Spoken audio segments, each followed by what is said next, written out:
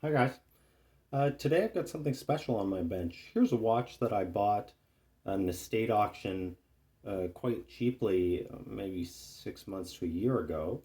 It's an Illinois pocket watch from about 1920. You can see the case is completely worn out. So this was a gold plated, or more properly, a rolled gold case. Base metal, brass, plated with gold. And you can see the gold is completely worn through. But I don't care because it's what's on the inside that counts. And I'll show you what we got on the inside.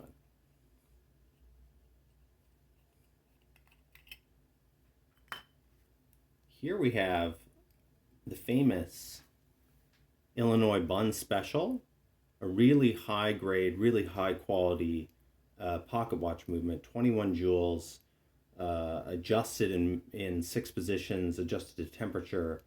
This is a really high grade, really well respected and highly prized, very accurate pocket watch movement, suitable for use on U.S. and Canadian railroads. So it's what they call railroad grade movement. The watch does not run.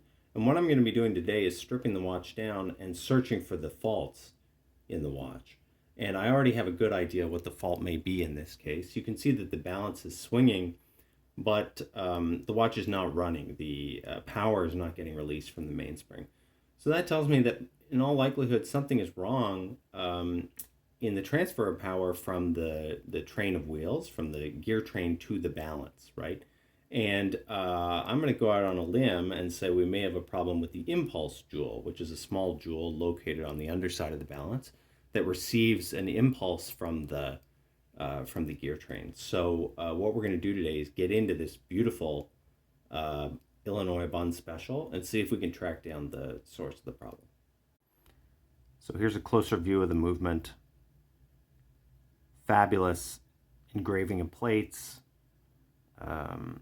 enameled lettering, Bunn Special, Illinois Watch Co., Springfield, Illinois. So it makes sense that this really high quality railroad watch would come from a state that had so many railroads and was so central to the railroad boom in the United States.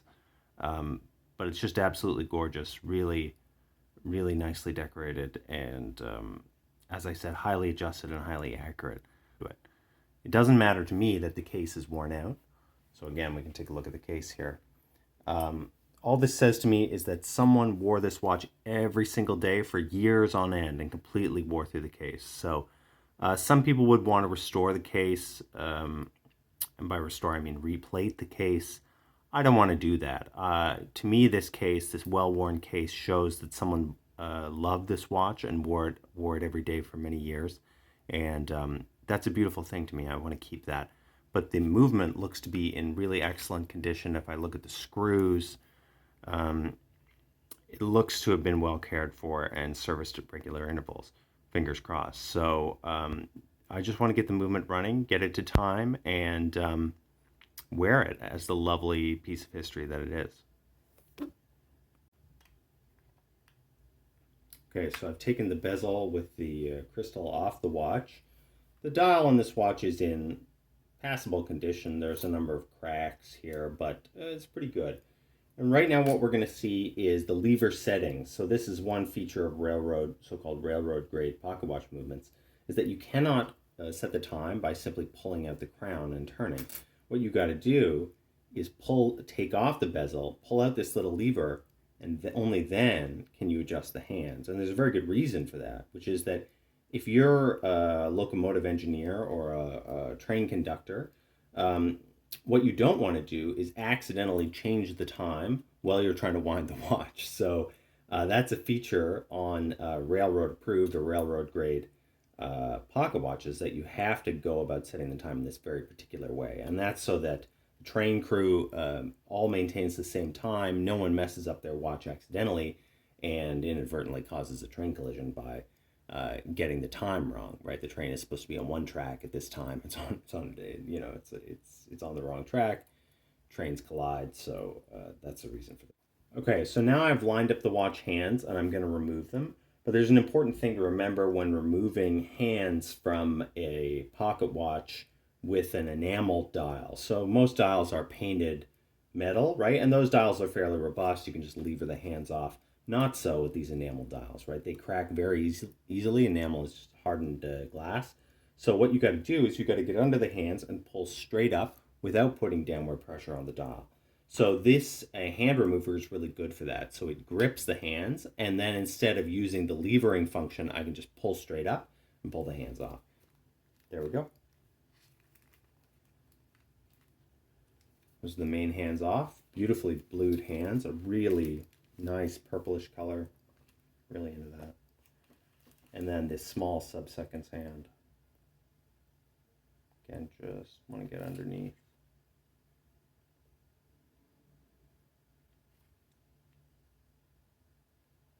And then pull up. There we go.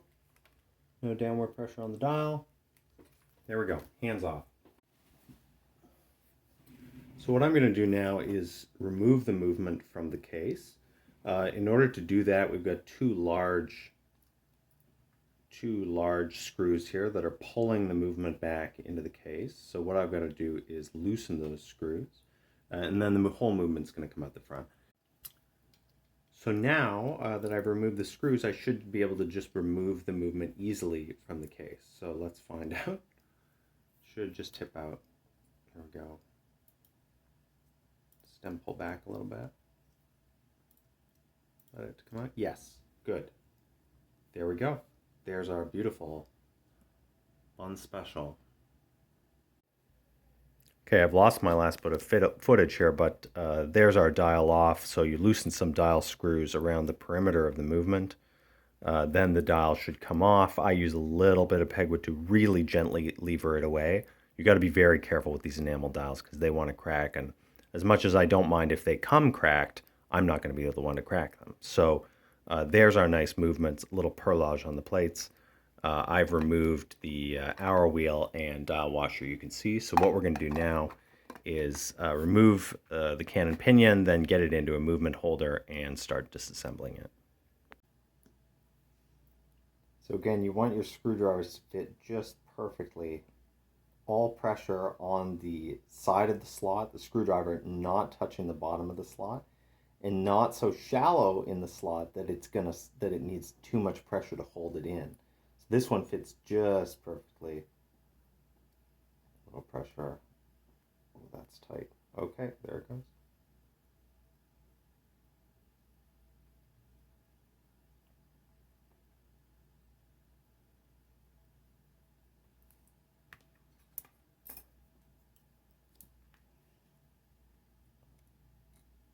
Ooh. There's our balance cock screw. Wow, that's long. Okay. And now we can lift the balance out of the watch. So this, it looks like it came right off the plate actually when I unscrewed it. So this means that this is kind of a sign of good build quality, that you don't have to lever things off. Everything just snugs into place where it's supposed to. So I'm going to use my brass tweezers, lift the balance cock very delicately. That's this plate that's holding the balance wheel. Then I should be able to just shimmy the balance wheel out of engagement with the pallet fork and lift it away. There we go. Come on. There we go. Very gently, very gently. So there we go. There's the balance complete on the cock, on the table. Now I'm just going to flip it over. So I'm storing it not on the fine balance pivot, right? I want to store the balance cock upside down. There we go, like so. So now I'm going to put the balance into the parts tray, the whole balance assembly. Very gently, in it goes. Nice. Safe. Okay.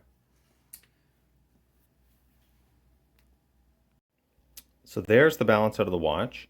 And now we can look for evidence of what I thought the problem was with this watch. There should be a little jewel on the roller on the bottom of the balance that imparts the impulse from the gear train to the balance to allow it to oscillate.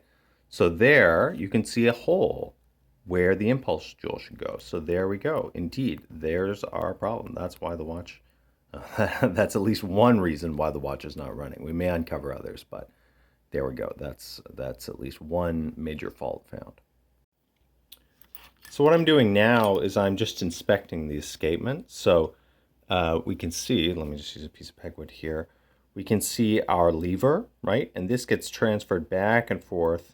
It's pushed back and forth by the escape wheel and turns the circular motion of the gear train into a back and forth motion of the balance wheel.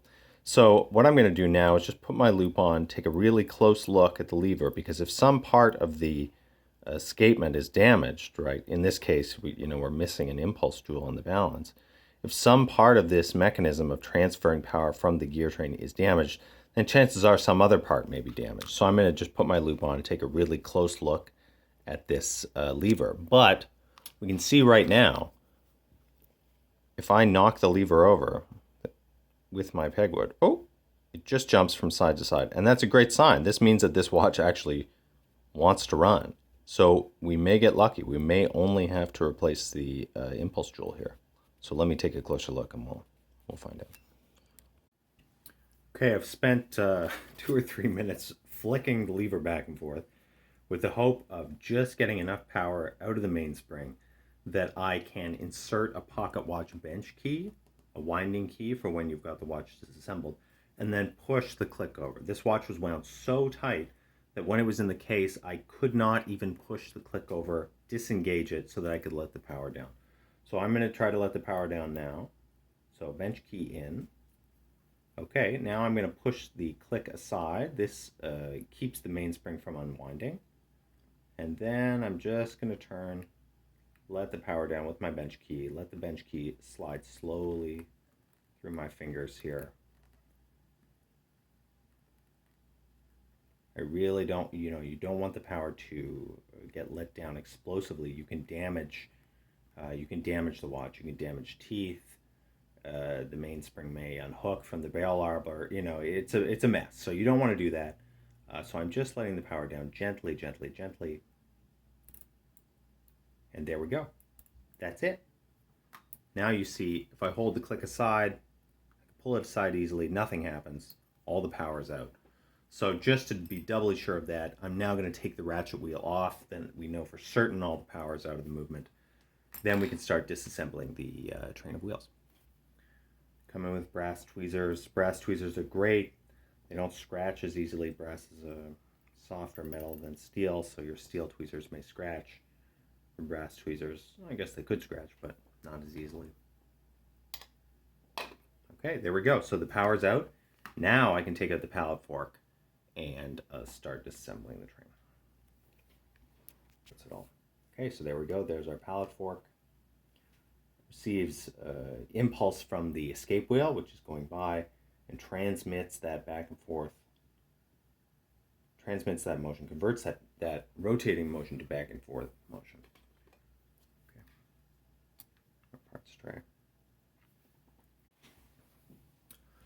So before I proceed any further with the disassembly, what I'm going to do is just check the free running of the gear train, and I'm also going to check end shakes and side shakes on my wheels. So watch wheels, they need a little lateral play in order to move, right? They need vertical and also lateral play in order to move freely, right? We're talking about very small amounts of power here. So they need a little freedom in order to move. But we don't want this movement either up and down or to the side to be excessive, right? And a friend of mine says that, that once you've done this for a while, it should be noticeable but not measurable. In other words, it's a few hundredths of a millimeter that I can feel with my fingers, but I'm not attempting to formally measure it. So we can also do this once the gear train is totally disassembled. We've done a little cleaning, pre-cleaning of the movement. We can put it back together and check the train, but it's also always worthwhile to do this while you're disassembling, just to get a good idea of what you may have to deal with. Now, the jewels for this watch are set in settings and screwed into the plate. So As long as the jewel has not been damaged, I don't think that the jewel is going to be moving up and down very much, like it might with a watch that's friction jeweled, where the jewel is set directly into the plate. But nevertheless, what I can do is just go in with my brass tweezers. I can feel end shake, grip it near the arbor. End shake, yes, up and down. Side shake, yeah, a tiny bit. So I can see it. You probably can't see it, but I can see it. Both up and down, and a tiny bit of lateral movement. So I can do the same for the fourth wheel.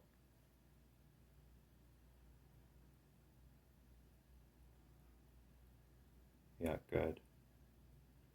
Pardon me, the escape wheel. I can do the same for the escape wheel and for the fourth wheel.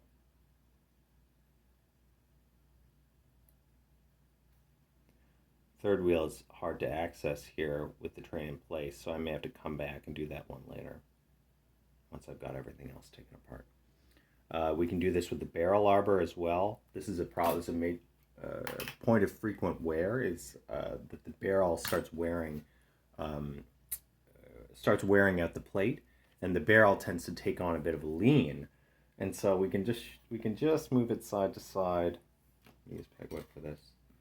Side to side and up and down. See how much side shake, side play we have in the barrel. How much end shake. So end shake is okay. This is a trick I learned from Callie Slack, by the way, is using pegwood to just stick in the barrel and move up and down. You can feel it really well. You can also look for side play in the barrel arbor in the plate. This looks okay, but it's pretty dirty, so I'm going to have to pre-clean it, then come back and check it again, especially when the mainspring is out, because the mainspring is holding the barrel arbor and reducing the extent to which you can move it. So far it looks okay, but I've noticed one problem, which I'm going to show you guys right now. Okay, so there's our beautiful Bunn Special. And what I'm doing now is just checking that the train of wheels, the gear train, moves freely. And that the wheels appear to be in good condition, not bobbing up and down or warped in some way.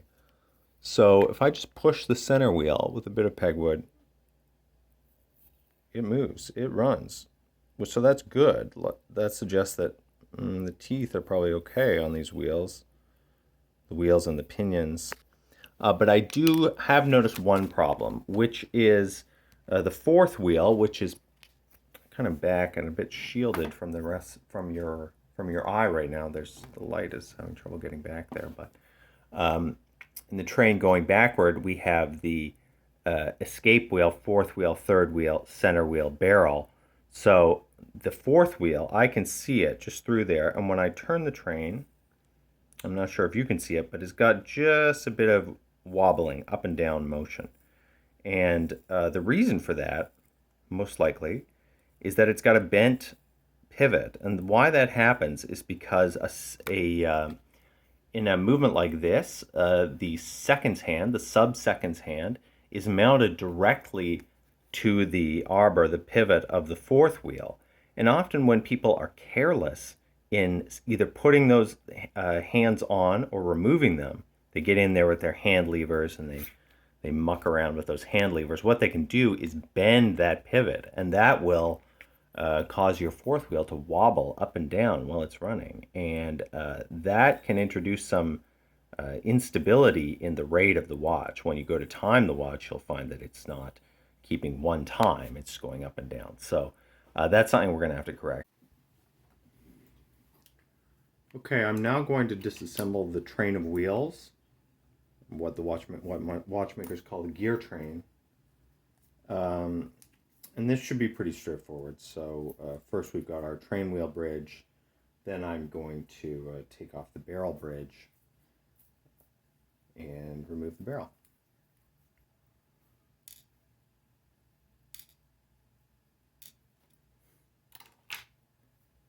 Okay, so now the barrel bridge should hopefully lift off nice and easy. Yes.